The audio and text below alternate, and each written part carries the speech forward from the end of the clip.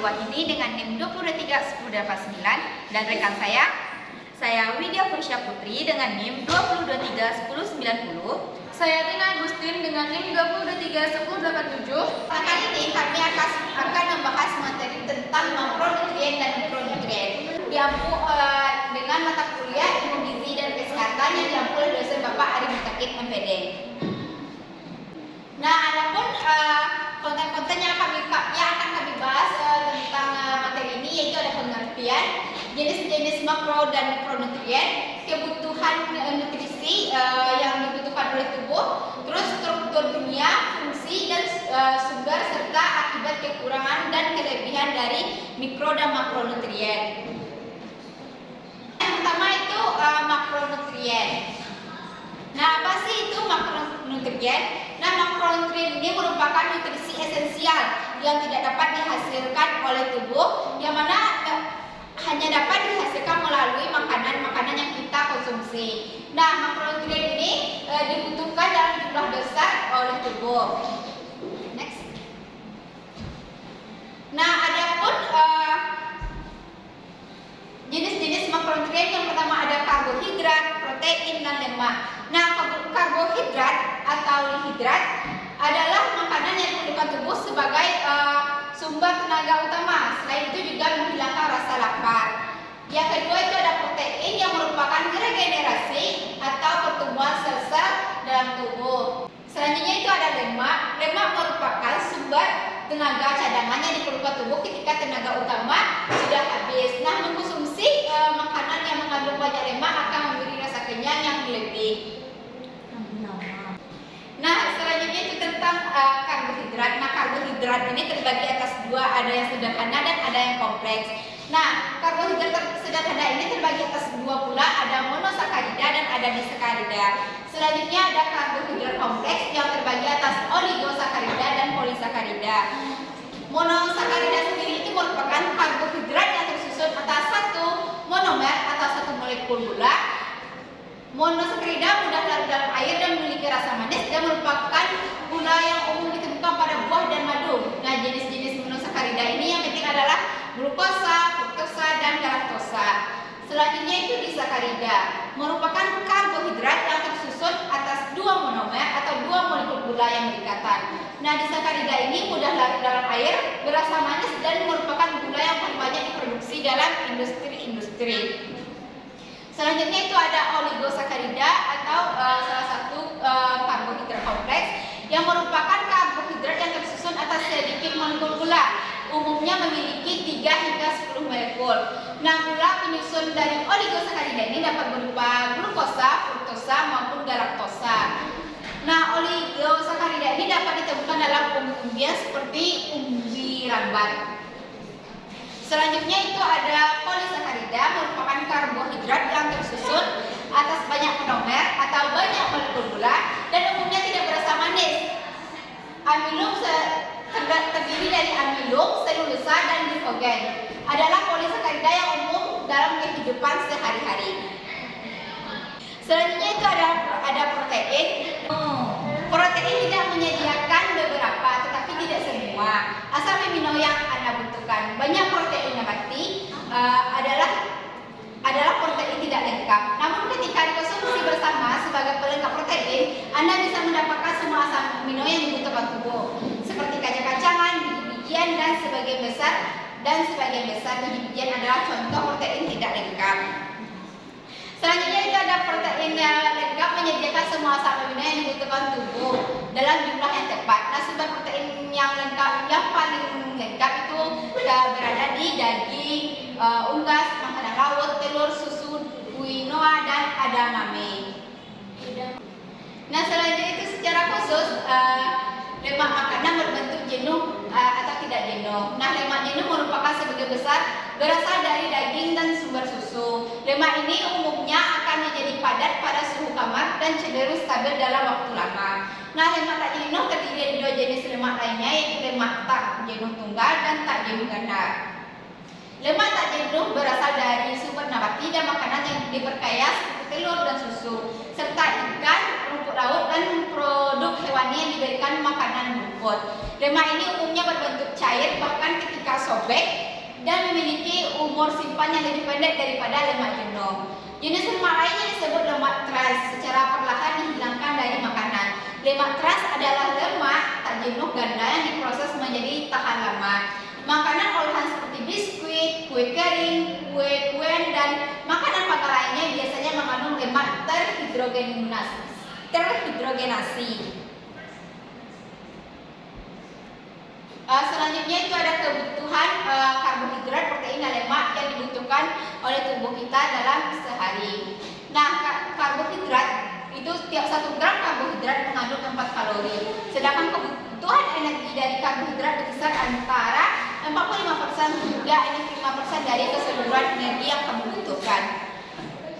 Selanjutnya itu ada protein. Jumlah protein yang dibutuhkan dalam sehari berkisar sekitar 20 hingga 35% dari makanan yang kamu konsumsi. Setiap 1 gram protein terdapat 4 kalori.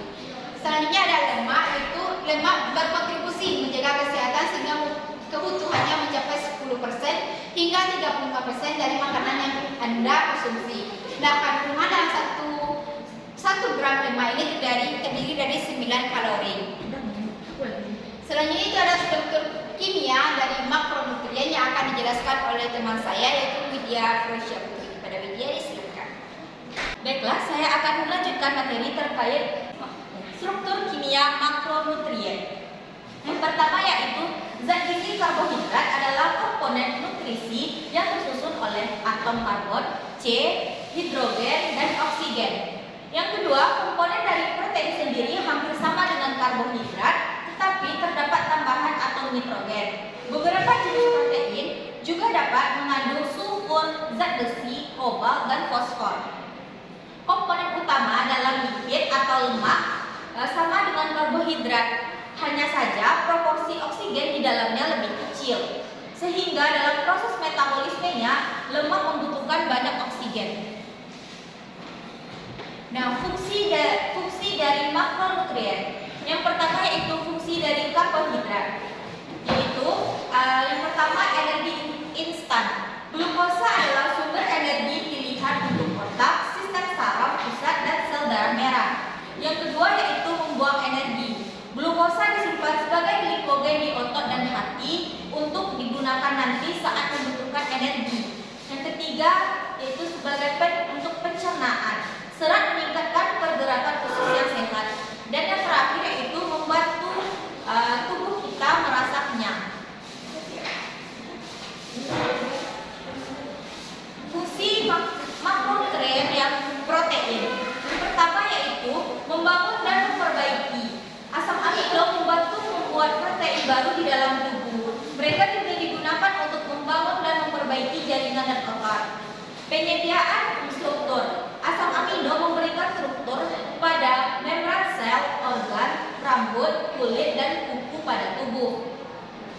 Yang ketiga, keseimbangan pH. Asam amino membantu menjaga keseimbangan asam basa yang tepat di dalam tubuh. Dan yang terakhir, membuat enzim dan hormon. Tanpa asam amino yang tepat, tubuh tidak dapat membuat enzim dan hormon. Yang ketiga yaitu fungsi makronutrien lemak. Lemak berfungsi sebagai sel membran kesehatan. Lipid adalah komponen penting dari membran sel.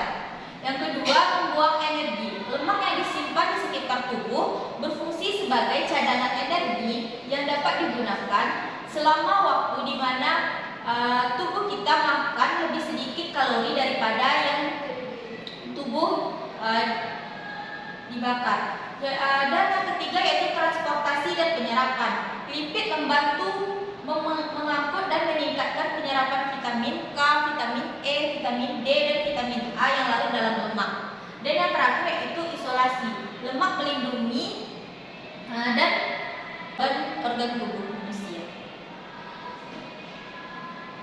Sumber makronutrien. Sumber karbohidrat yang pertama yaitu terdapat dari biji-bijian utuh, contohnya beras merah, oat, farro, dan jelly. Yang kedua yaitu sayuran seperti kacang polong, kentang, jagung, dan sayuran bertepung lainnya.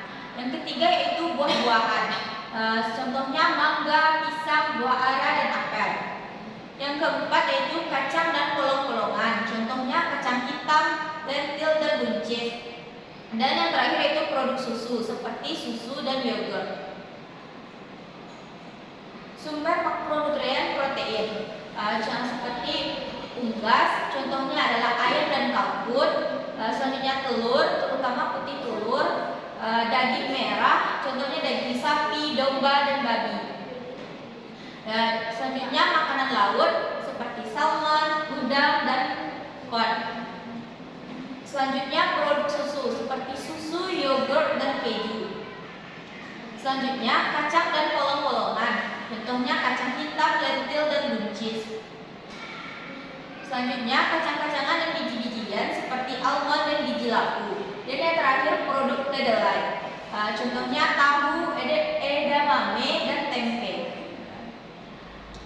Selanjutnya yaitu sumber makronutrien lemak, yaitu terdapat pada minyak zaitun extra virgin. Selanjutnya terdapat pada kelapa, segar, kering, dan minyak kelapa. Selanjutnya alpukat, minyak segar dan alpukat. Selanjutnya yaitu kacang-kacangan dan biji-bijian, terdapat pada almond dan biji labu. Dan selanjutnya ikan berlemak seperti salmon dan herring. Dan yang terakhir yaitu produk susu, yogurt, dan keju penuh lemak. Nah, terdapat akibat kekurangan dan kelebihan makronutrien. Nah, kekurangannya ketika tidak tercukupi makronutrien pada tubuh, yaitu terdapat penyakit kwashiorkor. Yang kedua itu kekurangan energi, dan yang ketiga marasmus. Jika tubuh kelebihan makronutrien, maka tubuh akan mengalami yang pertama itu penyakit obesitas, yang kedua diabetes, dan yang ketiga penyakit jantung. Itu saja materi yang dapat saya sampaikan. Saya kembalikan kepada moderator. Baiklah, terima kasih kepada Widya. Selanjutnya pembahasan tentang mikronutrien yang akan dibahas oleh Tina. Kepada Tina disingkat. Kita akan melanjutkan materi tentang mikronutrien. Yang pertama itu adalah pengertian dari mikronutrien itu. Nah, pengertian dari mikronutrien adalah unsur penting yang dibutuhkan oleh organisme dalam jumlah yang bervariasi sepanjang hidupnya.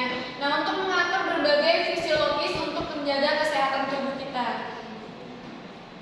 Untuk jenis dari mikronutrien itu ada dua. Yang pertama itu vitamin.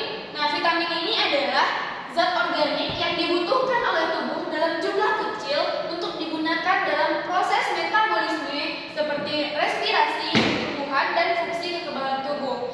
Nah, selanjutnya itu ada yang namanya mineral. Nah, mineral ini adalah zat anorganik yang dibutuhkan oleh tubuh untuk proses metabolisme seperti pertumbuhan, perbaikan, dan kesehatan tulang.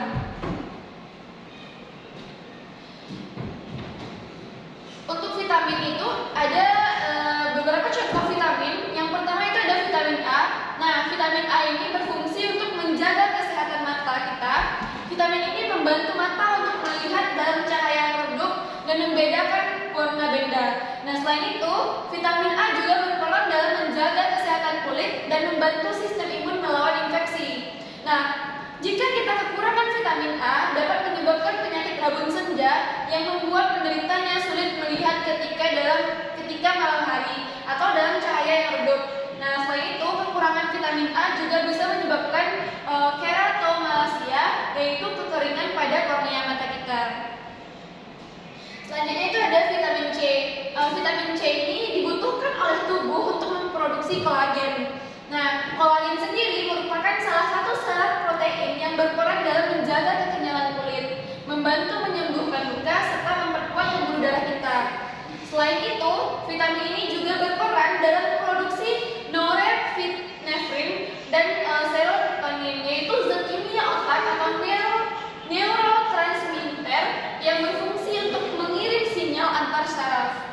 Nah, jika kita kekurangan vitamin C, maka ini dapat menyebabkan mengalami anemia, gusi berdarah, gangguan sistem saraf, dan penurunan massa otot, serta membuat luka Anda sulit sembuh dan rentan terinfeksi.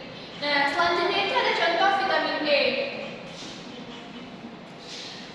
Vitamin ini adalah antioksidan yang dibutuhkan oleh tubuh untuk melindungi sel-sel dari kerusakan.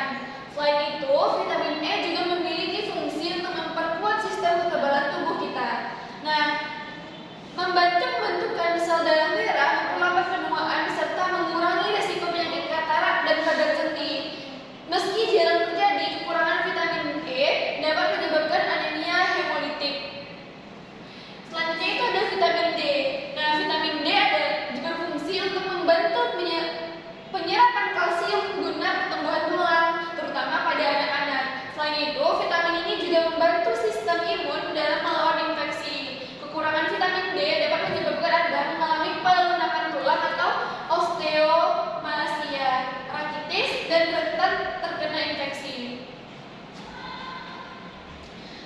Selanjutnya itu kita ke contoh vitamin yang yaitu vitamin B. Nah, ada 8 jenis vitamin B dengan fungsi yang berbeda-beda, yaitu yang pertama vitamin B1 yang berfungsi untuk membantu tubuh mengubah makanan menjadi energi serta menjaga kesehatan kulit. Yang kedua, ada vitamin B2 yang berfungsi untuk membantu tubuh menghasilkan energi dari makanan serta membantu sel tubuh membakar lemak dan menjaga kesehatan kulit. Selanjutnya itu ada vitamin B3 atau niacin yang berfungsi untuk membantu sel-sel tubuh mengubah makanan menjadi energi serta menjaga kesehatan kulit kita. Selanjutnya ada vitamin B5 yang disebut juga dengan pantothenic acid yang berfungsi untuk membantu sel tubuh memproduksi asam lemak dan hormon. Vitamin B selanjutnya itu vitamin B6 yang berfungsi untuk membantu tubuh dalam menggunakan dan memproses cadangan gula menjadi energi serta membantu produksi sel darah merah. Selanjutnya adalah vitamin B7 atau biotin. Nah, biotin ini berfungsi untuk membantu produksi asam lemak dan asam amino ketika dibutuhkan oleh tubuh. Selanjutnya adalah B9 atau asam folat yang merupakan sebagai yang berperan penting dalam proses pembelahan sel, terutama pada ibu hamil sehingga dapat meminimalkan resiko terjadinya kelainan bawaan pada janin. Selanjutnya ada vitamin B12 yang berfungsi untuk membantu pembentukan sel darah merah serta memelihara fungsi saraf. Nah, jika kekurangan vitamin B ini dapat menyebabkan terganggunya berbagai proses metabolisme. Selain itu, penyakit yang dapat timbul akibat kekurangan vitamin ini adalah penyakit beri-beri, dermatitis, diare, dan anemia. Yang contoh vitamin selanjutnya adalah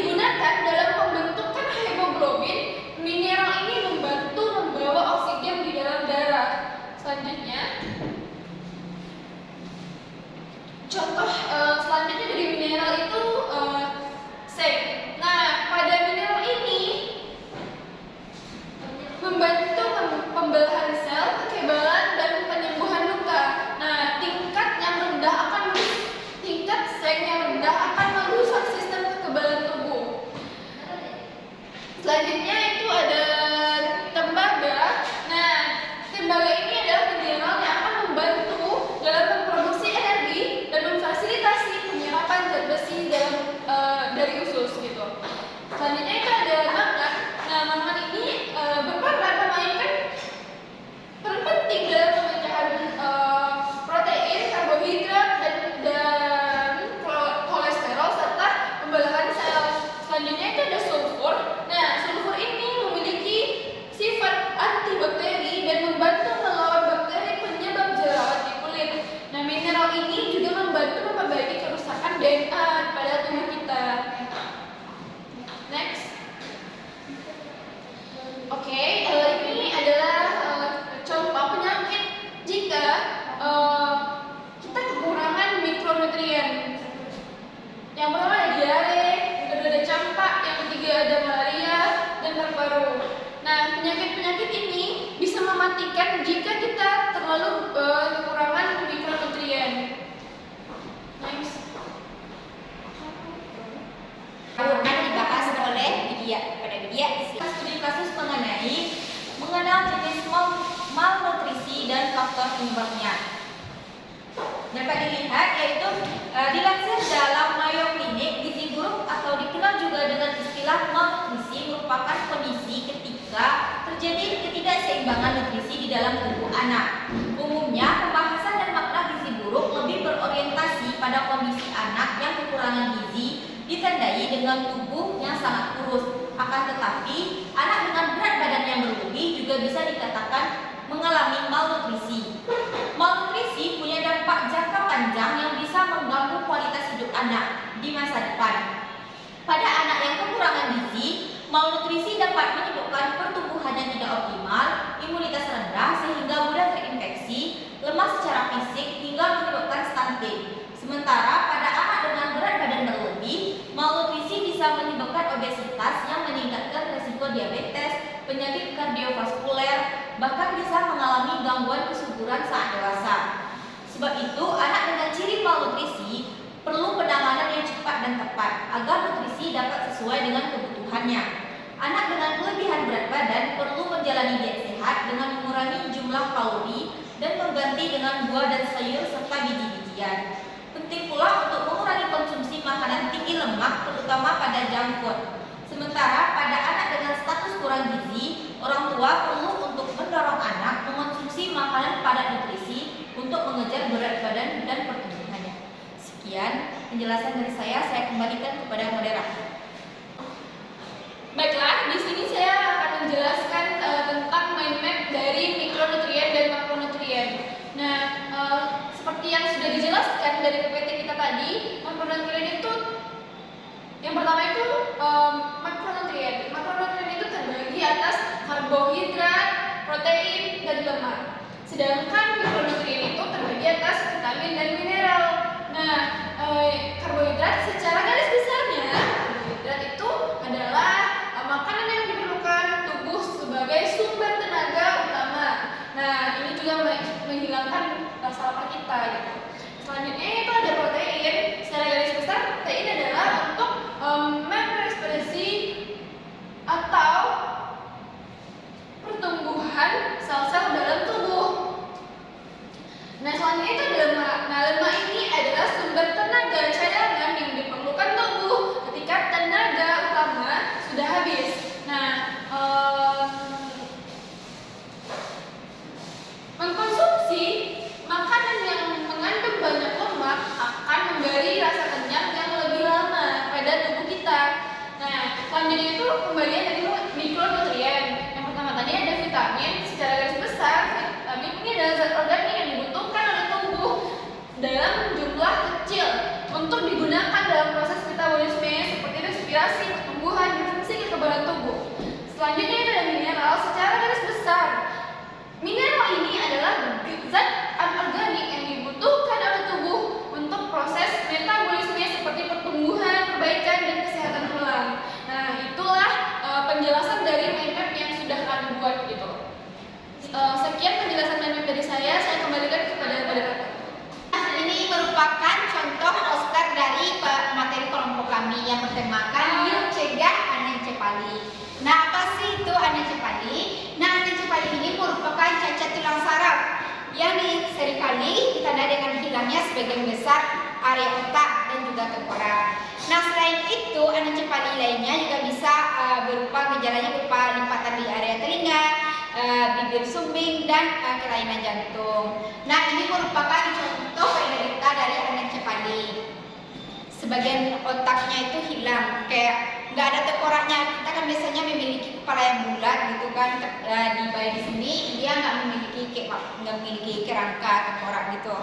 Nah, apa sih penyebab dari anencepali ini? Nah, salah satu penyebab dari anencepali ini yaitu akibat kekurangan asam folat. Nah, wanita yang tidak mendapatkan asupan asam folat saat hamil yang cukup itu akan memiliki risiko yang lebih tinggi untuk melahirkan bayi dengan penderita anencepali. Nah, sedangkan asam folat itu sendiri banyak terdapat di dalam vitamin B. Nah, apa sih vitamin B itu? Nah, vitamin B ini adalah 8 vitamin yang larut dalam air dan memainkan peran penting dalam metabolisme sel. Nah, apa sih 8 buah vitamin B itu? Yang pertama ada B1, B2, B3, B5, B6, 7, dan 9 serta 12. Nah, B1 ini mengandung tiamin, B2 mengandung riboflavin, B3 mengandung niacin, B5 mengandung asam pantotenat, yang B6 mengandung piridoksin, B7 mengandung biotin, B9 mengandung asam folat, dan B12 mengandung cobalamin. Nah, kandungan asam folat yang paling banyak itu terkandung di B9. Nah, apa sih gejala-gejala dari anencepali ini agar kita dapat mengenalinya lebih awal? Yang pertama itu sebagian besar otak hilang. Yang kedua itu tidak ada tulang di belakang kepala dan ada lipatan di belakang telinga. Lalu lagi-lagi di mulut itu sumbing, dan yang terakhir itu memiliki kelainan jantung. Penjelasan tentang poster kami mungkin berakhir pula lah materi kami pada kesempatan kali ini. Saya sebagai moderator mohon maaf apabila ada kata-kata yang salah. Saya akhiri dengan Assalamualaikum warahmatullahi wabarakatuh.